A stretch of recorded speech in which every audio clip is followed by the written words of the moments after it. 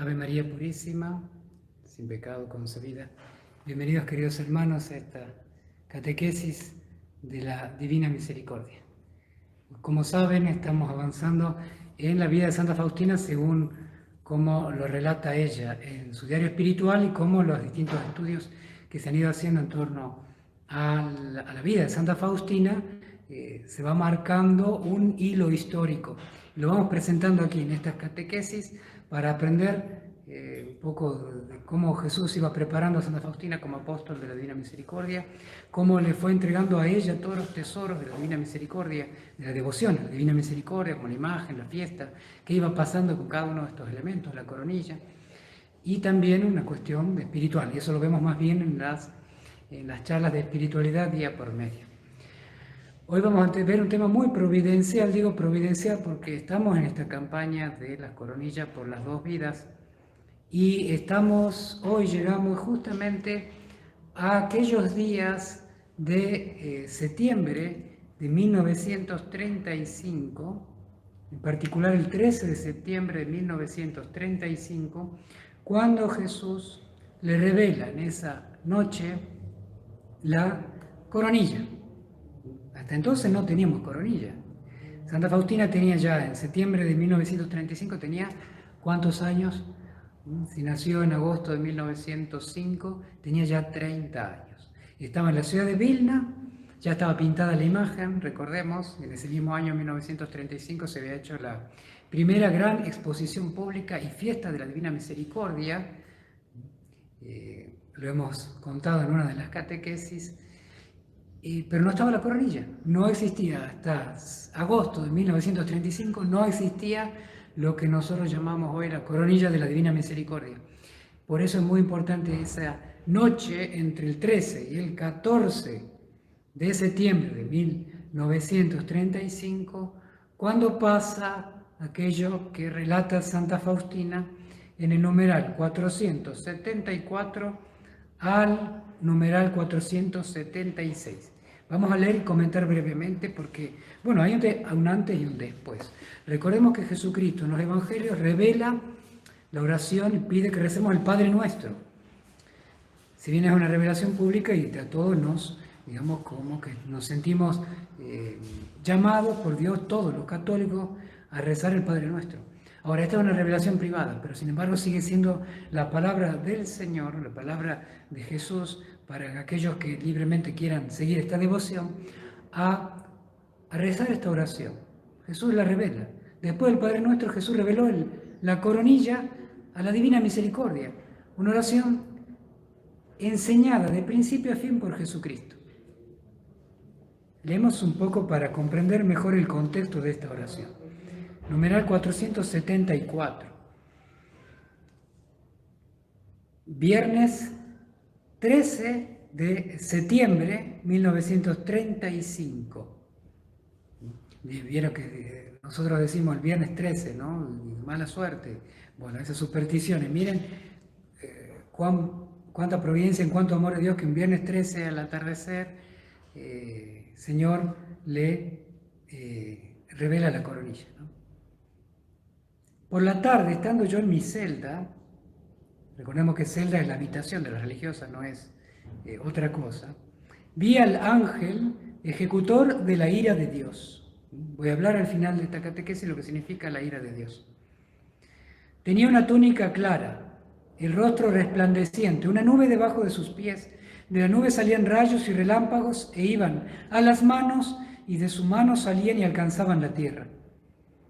Al ver esta señal de la ira divina que iba a castigar la tierra y especialmente cierto lugar por justos motivos que no puedo nombrar, empecé a pedir al ángel que se contuviera por algún tiempo y el mundo haría penitencia. Sabremos después por las cartas que se escribe Santa Faustina con el padre Sopochko y otros escritos, que esta causa que generaría este castigo sería el aborto. Y la ciudad de la que ella está hablando es propiamente Varsovia, que luego en torno a 1944, si me puedo estar equivocando, no retuve la fecha del bombardeo de Varsovia, realmente encuentra sentido esta como profecía de Santa Faustina escrita en 1935.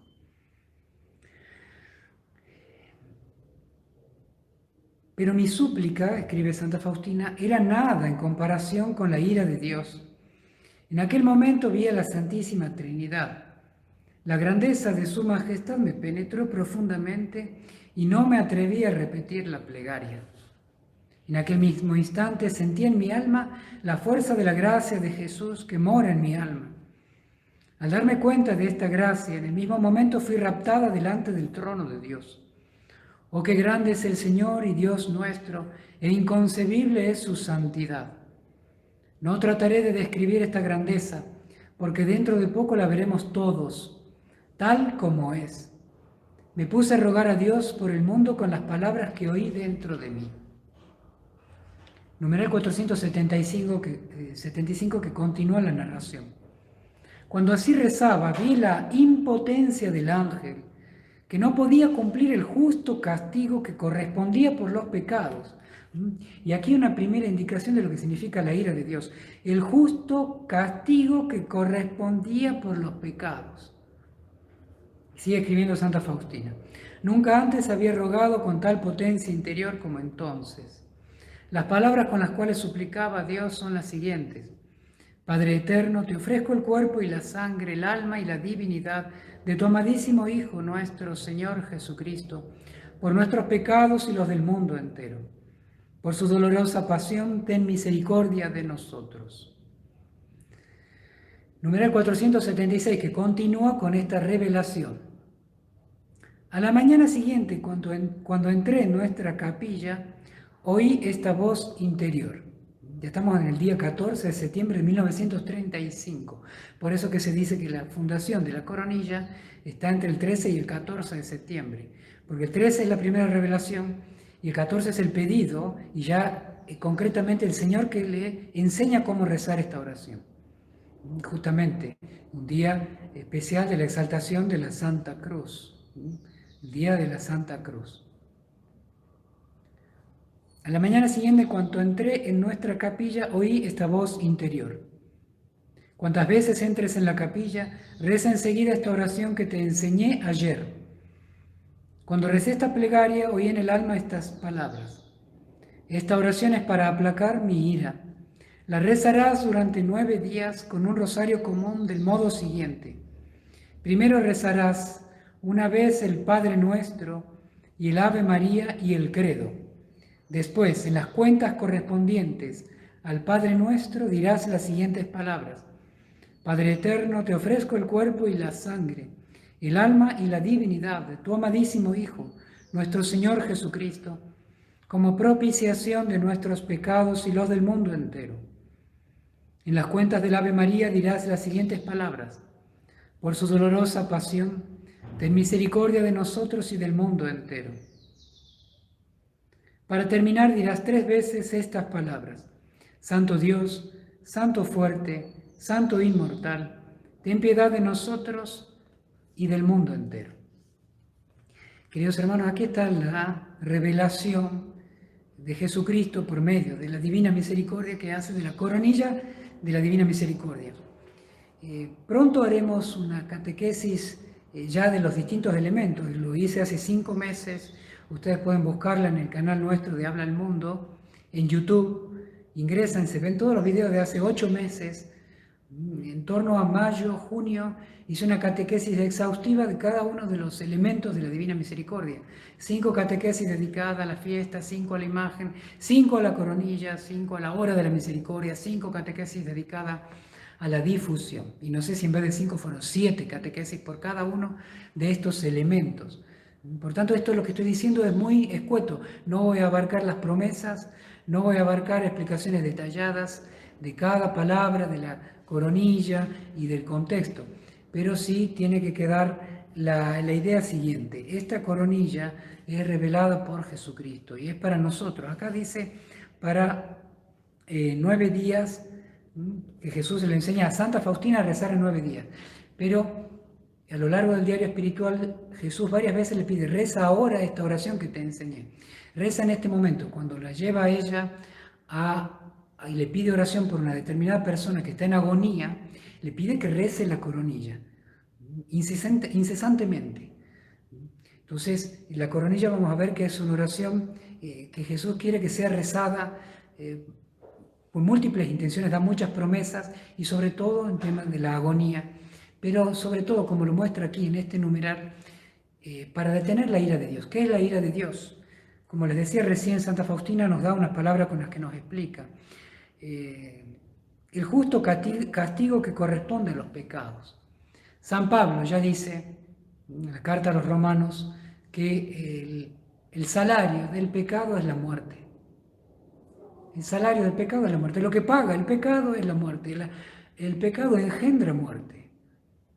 Genera el pecado en el alma de cada uno de nosotros una vida que más bien vida es una vida aparte de Dios, y por tanto al ser una vida aparte de Dios genera muerte, no ya muerte del cuerpo, sino muerte del alma, que es la separación de Dios, separa de Dios. Esa es la muerte. Por más que continúe la vida, podamos decir, humana, en el infierno hay vida humana, lamentablemente, pero condenada eternamente, muerta en definitiva, muerta eternamente.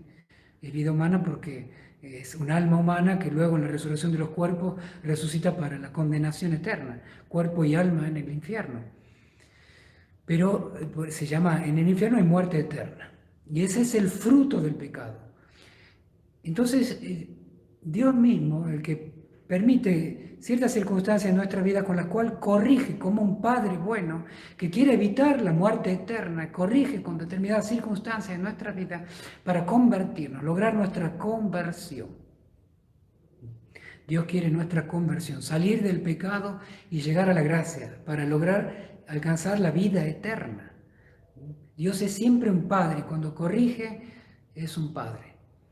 Incluso lo peor que puede llegar el ser humano, como lo dice el profeta Isaías, es en ese empecinamiento en el cual queremos vivir apartados de Dios. Y cuando libremente nosotros optamos por el pecado y vivir apartados de Dios, Dios deja de acudir con su gracia, con todas sus gracias, y nos deja en manos de nuestras propias iniquidades. Así dice el profeta Isaías. Nos dejaste en manos de nuestras propias iniquidades. No porque Dios nos abandone, sino que en un punto llega a decir, bueno, ustedes quieren vivir lejos de mí, vivan lejos de mí, como para que conozcamos las consecuencias de lo que es vivir lejos de Dios y tengamos tiempo de arrepentirnos y volver a Dios, como el hijo pródigo. Como el hijo pródigo. El padre dejó que su hijo pródigo llegara a vivir lejos de la casa de su padre para que llegara a vivir el fondo de la consecuencia de esa decisión, que termina queriendo comer la comida que comen los cerdos. Pero Dios permite eso. Uno puede decir, es la ira divina, y a veces nosotros entendemos mal la ira divina, pensamos en los seres humanos que tenemos ira, y eso es detestable, querer transmitir a Dios algo que es nuestro mal uso de la ira. Pero hay un buen uso de la ira, Jesús lo utiliza en el Evangelio.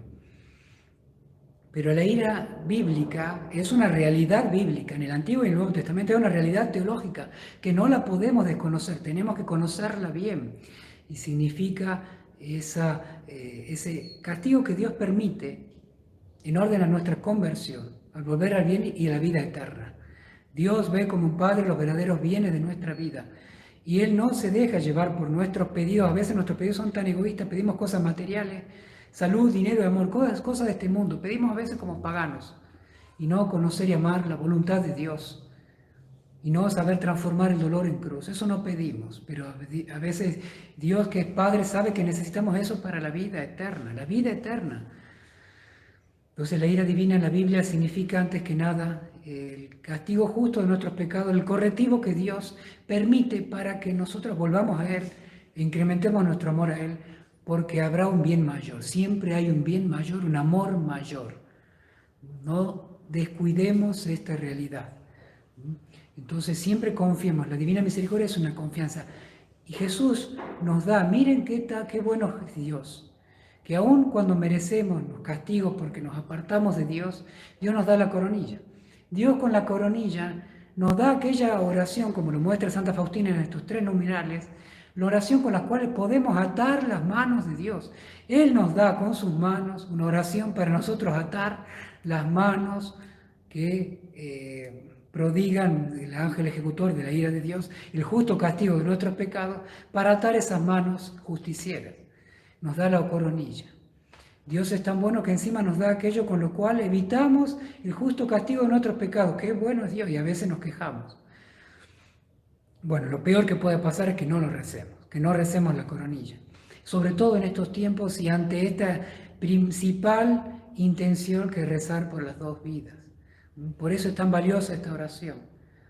Nosotros merecemos muchas cosas por una sociedad y un mundo que se aparta de Dios, pero Dios nos ha dado la coronilla. Dios ha dado a los devotos de la Divina Misericordia esta coronilla con la cual podemos lograr tantas cosas y conseguir el cielo tantas gracias inmerecidas, totalmente inmerecidas, pero Dios quiere dárnosla. Esa es la generosidad y la bondad de Dios. Acudamos a ese Dios generoso, bondadoso y misericordioso con la coronilla, convirtiéndonos del pecado, detestando el pecado, porque de poco servirá rezar muchas coronillas si vivo un pecado mortal, o no detesto el pecado venial, no lucho contra él, no rezo, no lucho por vivir en gracia de Dios.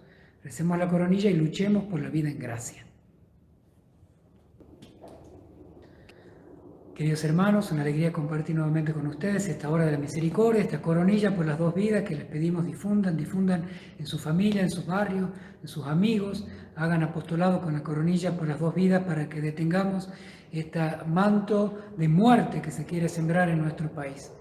Rezando la coronilla y difundiendo la coronilla por las dos vidas, haremos frente con esta gracia del cielo, esta arma del cielo que Dios nos ha dado. Una alegría de compartir con ustedes, que el Señor los bendiga a ustedes y a toda su familia. Hasta mañana si Dios quiere. Jesús, en vos confío.